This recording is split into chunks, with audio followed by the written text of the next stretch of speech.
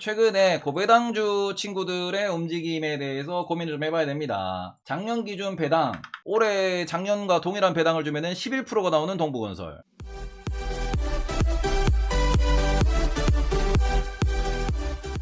(11%면은) 은행이자 은행 적금보다 훨씬 더 높은 상황인데 왜 주가가 이 모양이 꼬라지냐. 자, 일단 문제는 건설 주기 때문에 실적이 좀 걱정이에요.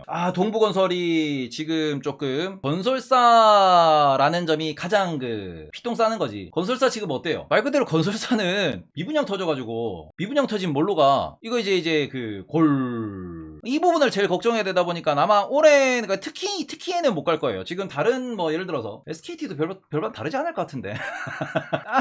KT로 보자. SKT는 이번에 액분하고 이런 게 있으니까 KT로 보시면 주봉. 얘는 그나마 좀 버티고 있는데 그래도 지금 12월 들어서 떨어지고 있어. 지금 12월 들어서. 그러니까 이게 지금 동부 같은 경우에는 아싸리 건설사기 때문에 걱정되는 게 이 부분이 뭘 건듭니까? 배당 가능 이익을 건들잖아. 배당 가능 이익이 줄어들면은 배당을 주고 싶어도 못 줘요. 물론 얘는 대주주가 사모펀드이기 때문에 배당을 줄 수는 있지만 지금 건설사 자체가 위기 상황이라 그러면은 얘들은 유보금을 쌓아 놓는다, 혹은 이게 문제가 생길 수도 있으니까 돈을 좀 쌓아놔야 된다라고 하면서 얘네들이 배당을 안 줄 수도 있는 부분이거든. 그래서 이런 부분에서 지금 보시면은 이 배당 가능 이익이 줄어든다라는 부분은 배당주에는 가장 뼈아픕니다. 배당주가 왜 배당주인데? 그러니까 배당주는 말 그대로 실적 성장이 느린 종목이에요. 그러니까 제가 계속해서 말씀드리는 이 기업 투자, 기업 성장 이론에 있어가지고 요렇게 가잖아. 여긴 어디야? 스타트업. 여긴 어디야? 여긴 성장주. 근데 성장주 1단계에서는 뭡니까? 얘들은 말 그대로 레드오션이야. 전쟁을 하는 거지. 기술 수준이나 아니면 이게 영업이나 거래처 뚫는 거나 레드오션이고, 여기 성장주는 애들이 뭡니까? 여기는 제도적으로 안정이 되고, 그 다음에는 근데 오늘 배당주들 버티더라. 희망고문인가? 희망고문이기보단 이미 0점 조절이 다 끝났다고 생각을 해요. 그러니까 배당주는 제가 좀 이따가 또 차트를 보여드리겠지만 12월 중순 되면 안 움직여요. 예상 가능 배당률에 따라 가지고 위아래로 딱 꽉 막히거든, 호가들이. 그래서 배당주들은 크리스마스 전후로 아예 그냥 바코드 차트로 바뀝니다. 그러니까 그 부분은 좀 이따가 설명을 드리도록 하고요. 기업들의 성장 단계에서 성장주가 구조조정이 끝나고 제도적으로 완비가 되고 시장이 실제로 이제 상용화에 들어서기 시작하고 말 그대로 이제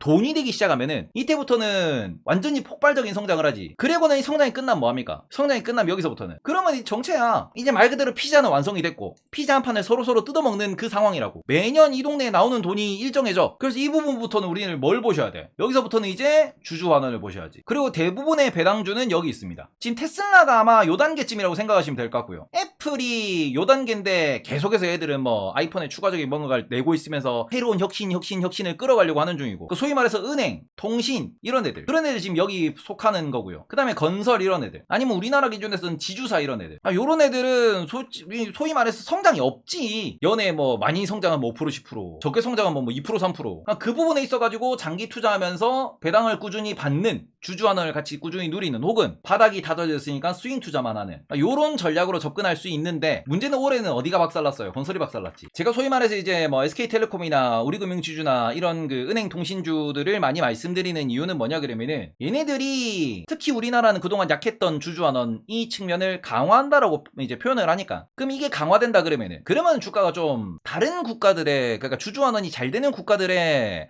경기 방어주보다는 좀 더 많이 성장할 수 있겠지라고 생각을 하는 거거든요. 그래서 저는 이 부분을 말씀을 드리는 거고요. 자, 그래서 지금 이 관점에서 아이온큐는 여기 있을 거고, 어제 말씀드린 오픈 AI 여기 있고요. 그리고는 지금 요 정도 와 있는 게 우리 테슬라의 스페이스X 요 정도 와 있지 않나라고 생각하고요. 그래서 요런 부분을 오픈 AI 비상장입니다. 스페이스X도 비상장이에요. 그냥 기업의 성장 단계에 있어서 말씀을 드리는 거고요. 요런 관점에서 지금 건설사는 배당을 줄 수 있는 이익이 너무 낮아요, 없어요. 요 배당에 대해서 일단 동부건설은 이 배당에 대해서 이게 배당을 못 줄 수 있다라는 그러니까 배당주 혹은 이게 실적이 성장이 느린 친구들은 배당 컷이라고 부릅니다. 배당을 줄이는 거지. 요거는 최대 악재예요. 그러니까 왜냐면은 이 배당주들의 투자자들 같은 경우에는 기관이 됐든 개인이 됐든 약간 저처럼 배당을 좋아하는 사람들이 들어와 있거든. 근데 배당 컷이 있잖아. 그러면은 제가 이제 하나솔루션도 어떻게 보면 케미칼 쪽이고, 케미칼도 배당을 기준으로 들어가는데 하나솔루션이 2020년도에 배당을 줄였습니다. 배당 컷에서 안 준다고 했어, 배당 컷을. 그래서 나 바로 그냥 있던 거 다 집어 던지고 나왔지. 물론 익절이긴 했지만 다 집어 던지고 나온 이유. 그리고 주가 한참 빠지다가 지금 이제 올라왔거든. 그러니까 이런 부분 부분에서 저는 말 그대로 그냥 배당주는 배당컷에 대한 걱정이 나면은 손이 안 나간다. 그리고 여기 모여있는 그 투자자들 전부 다가 배당만 보고 들어와 있는데 배당을 못 줘? 그러면은 나가는 사람들도 많고요. 이런 부분에 있어가지고 뭐 손절치는 분들도 혹은 다른 데로 옮겨가는 분들도 혹은 아니 그냥 관심을 안 두고 매수 버튼을 못 누르는 거예요 이거. 이렇게 좀 보셨으면 좋겠고, 지금 뭐 다른 거보다 이 돈부건설의 올해 실적 걱정에 의해 가지고 특히 얘는 뭐 좀 더 많이 안 좋을 것 같고, 그리고는 일반적인 배당주들에 대한 설명도 좀 드리도록 하겠습니다. 왜냐면 배당주에 대한 설명을 좀 해달라고 하셨으니까. 돈부건설은 가장 걱정이 배당을 줄 수 있을지 없을지 모르겠다라는 거예요. 그게 제일 걱정인 거고, 그 다음에는 배당주 중에서 KT로 말씀을 드립시다. KT 같은 경우에 얘를 작년 기준에 그냥 일봉 차트로 한번 볼게요. 작년 12월이면 언제냐? 배당락이 크게이지. 크게 아주 크게 있어 이게. 그러니까 이게 무슨 소리냐? 요때가 정확하게 12월 29일 12월 28일 딱 눈에 띕니다 이 배당주들은. 돌리다 보면은 야 이거 뭐 갭이 뭐냐? 이 갭하락이 딱 뜨는데 이게 뭐예요? 이게 배당만큼의 주가 조정이 들어가는 거거든요. 이거를 우리는 배당락이라고 불러요. 배당락. 말 그대로 이렇게 배당락이 터지는 이유가 뭐냐 그러면은, 여기서 내가 주식을 들고 있는 사람이 배당을 만약에 내가 500원을 받았어. 그러면은 우리 최고가 기준으로 계산을 때려볼게요. 자, 내가 32,950원 더하기 500원이면 얼마입니까? 이 사람이 어떻게 보면은 본인이 주식을 보유하고 있음으로써 내 총 자산 얼마가 돼? 33,450원이 됩니다. 배당을 받으니까 요날 종가에 들고 있는 사람이 배당을 받는 거거든. 근데 내가 요날 사는 사람 같은 경우에는, 요날 내가 진입하는 사람 같은 경우에는 왜 500원에 배당 락이 발생하냐 그러면은, 요때의 주식 가치와 요때의 주식 가치를 동일하게 만들어야지. 왜? 내가 배당을 요 가격과 요것에 들고 있었는데, 그럼 뭘 까야 돼? 여기서 500원을 까야지. 그래야 동일하게 요 33,450원이 아니고 32,950원이 되는 거지. 내 자산 가치 자체가. 그러니까 이 배당이라는 거는 회사가 그냥 주주한테 돈을 돌려주는 거거든. 번 돈을. 그럼 회사와 주주 사이에서 총액 자체가 증가하면 안 된다라는 얘기를 하는 거죠. 요렇게. 그러니까 이런 부분에서 배당을 주는 만큼 배당락이 발생을 한다라는 거고요. 그러니까 우리나라 배당락의 문제점 뭐냐 그러면은, 이 배당 금액에 대해 가지고 대부분 추정입니다. 이게 문제지. 그래서 이제는 제도가 바뀔 거예요. 배당금에 대한 선공시로 우리 배당 얼마 드립니다라고 배당 전에 발표하는 걸로 내년부터인가 바뀔 거예요.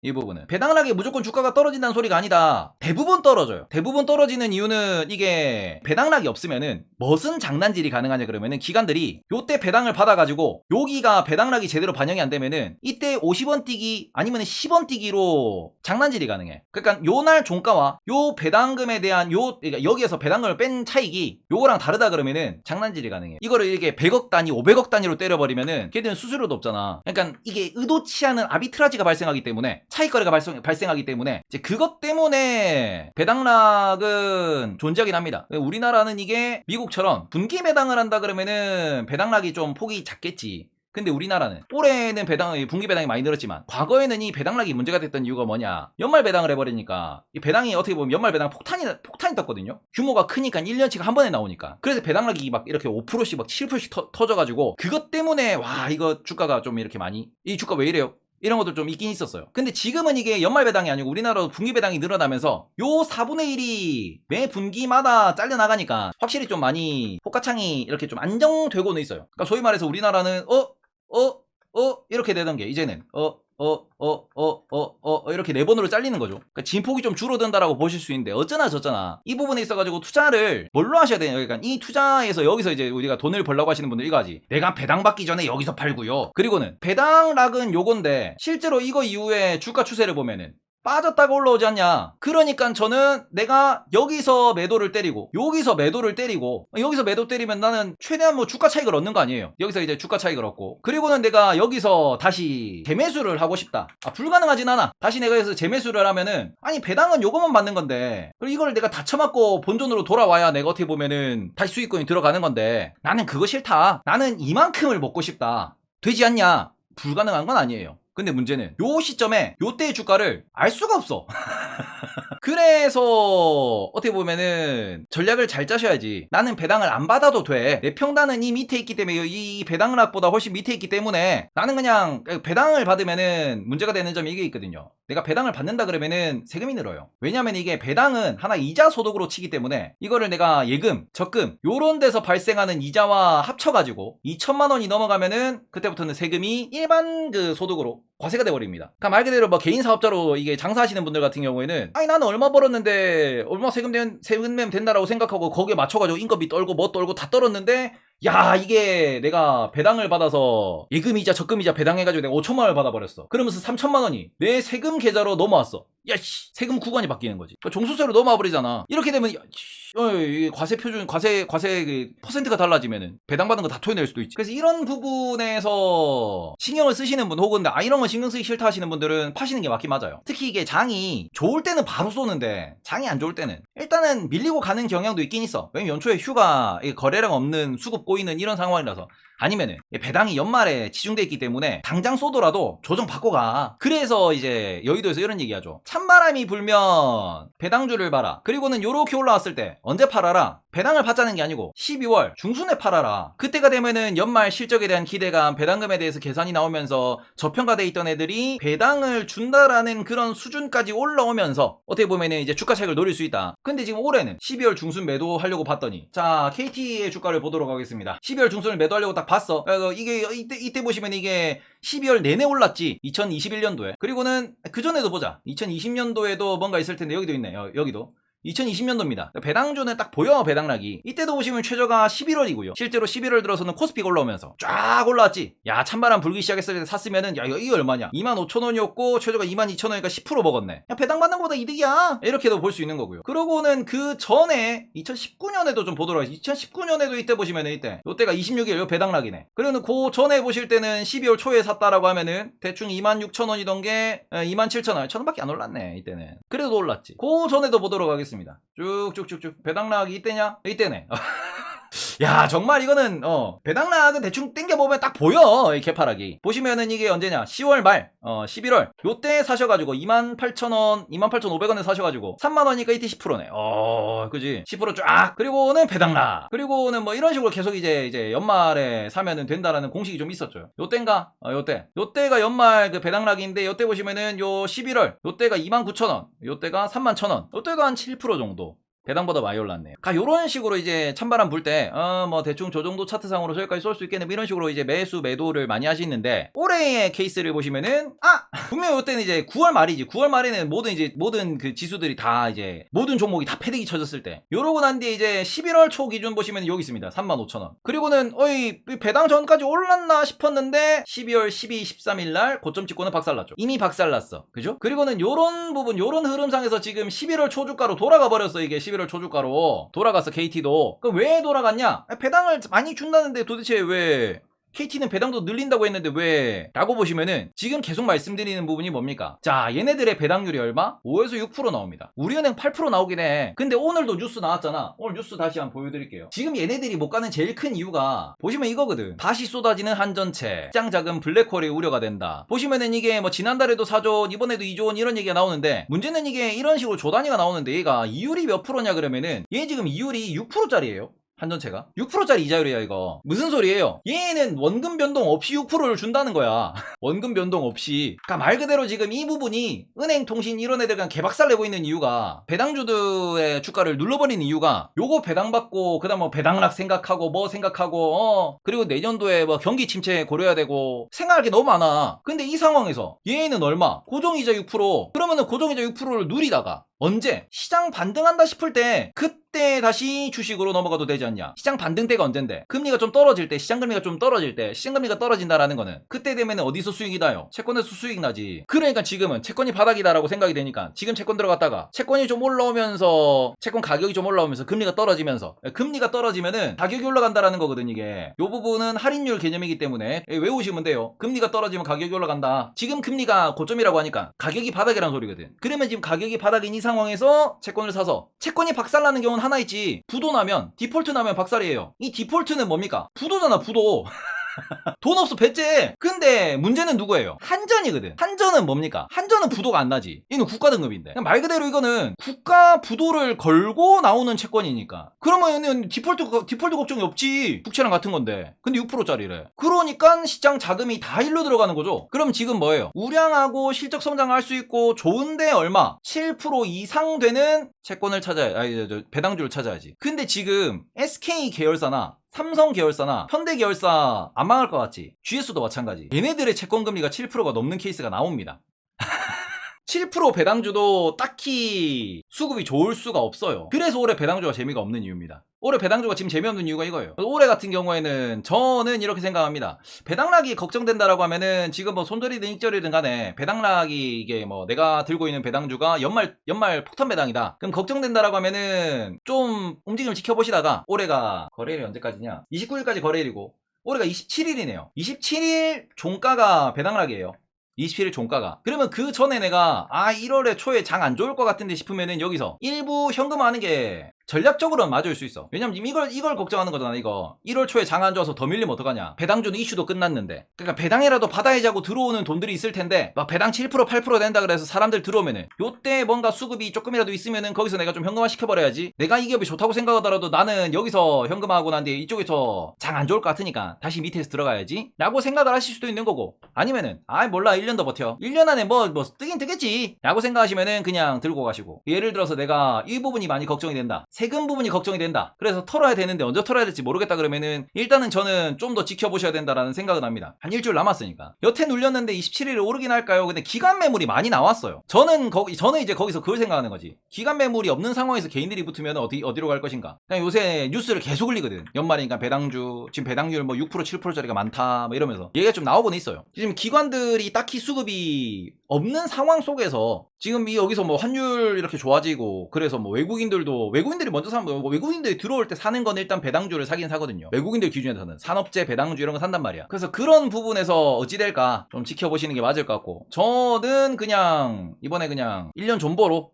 생각을 하고 있습니다. 네, 1년 존버로 요렇게 지금 좀 보고 있는데, 좀 그래요. 본인이 뭔가 이렇게 뭐 이런 부분에 종소세 부분에서 본인이 뭐 이렇게 뭐 컨트롤 좀 필요한 분들은 컨트롤 하시는 거고, 저야 어차피 뭐 인건비 있고 뭐 있고, 특히 올해는 뭐 풍도 없어서 많이 걱정 안 해. 배당 받는다고 해서 많이 걱정 안 해. 많이 떨었기 때문에. 그런 부분은 솔직히 제가 지금 이거 풍 받는 건 다 인건비로 나가버리고 오히려 마이너스이기 때문에 저는 뭐 세금 걱정 없어서 이번에는 배당 받고 넘어간다는데, 세금 걱정 되는 분들은 고민 많이 해보셔야 되긴 합니다. 지금 왜냐면은 원래는 올라가서 팔고 뭐 이러면 되는 부분인데 오르지를 않은 게, 그래서 배당주에 대해서는 이렇게 정리해서 말씀드리도록 하겠습니다. 첫 번째, 올해 배당락은 거래일 기준이니까 27일 종가입니다. 그러니까 내가 27일 종가 오후 3시 반에 들고 계시면은 배당 받는 거예요. 그래서 요 다음날 이제 그 28일 시가에는 배당락이 나올 겁니다. 배당락이 뜰 거예요. 자, 그렇기 때문에 이 부분에 있어서 좀 체크를 하셨으면 좋겠고, 그 다음에 두 번째, 올해 같은 경우에는 채권 시장이 어떻게 보면은 가격적 측면에서 저점이라는 아이디어가 많이 나옵니다.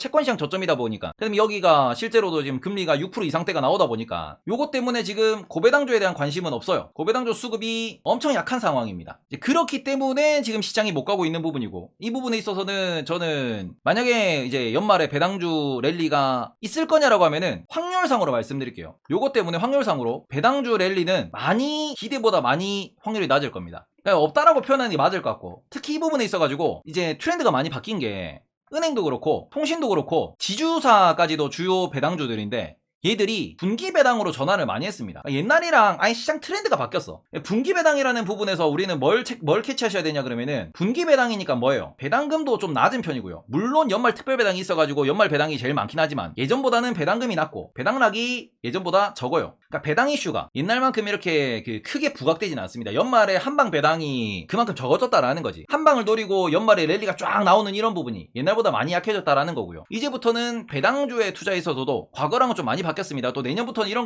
거 바뀐다고 말씀드렸잖아. 배당 공시를 성공시해야 된다. 이런 식으로 제도적인 개선이 이루어지고 있기 때문에 이 부분에서 저는 미국식 배당 투자를 하셔야 되지 않나라고 생각을 해요. 미국식 배당 투자. 그러니까 말 그대로 성장과 성장률 플러스 배당률이 무엇을 뛰어넘어야 돼요? 시장 수익률을 알파라고 하는 요거를 뛰어넘어야 돼요. 이래야 배당주로서 투자를 할 수 있습니다. 저는 그 부분에서 이제 은행 통신을 말씀을 드리는 건데, 요렇게 되면은 누가 이제 좀 메롱해지냐 그러면은, 이러면 지주사는 메롱해지지. 왜? 지주사는 성장이 없잖아. 그나마 은행 통신은 뭐 인플레에 따라서 뭐 아니면 통신비 인상에 따라서 경기 상황에 따라서 얘들은 뭔가 이제 좀 더 더 붙을 수 있는 부분이 있지. 특히 은행도 그렇고 통신도 그렇고 요즘에 무인화하면서 AI와 이런 거 뭐 대입하면서 인건비가 줄어들고 있는 부분이 분명히 존재하는데, 문제는 지주사는 그런 게 없거든. 그럼 이런 부분에서 과연 얘네들이 시장 수익률을 뛰어넘을 것이냐? 시장 수익률을 뛰어넘으려면 성장률이 안 나오면은 배당률이라도 높게 가져가야죠. 그래서 저는 앞으로 배당 투자에서 가장 중요한 포인트는 이게 될 것이다. 이 부분을 꼭 머릿속에 넣어 놓으셨으면 좋겠다라고 말씀을 드리면서 이번 다시 봉이 잘라 놓고요.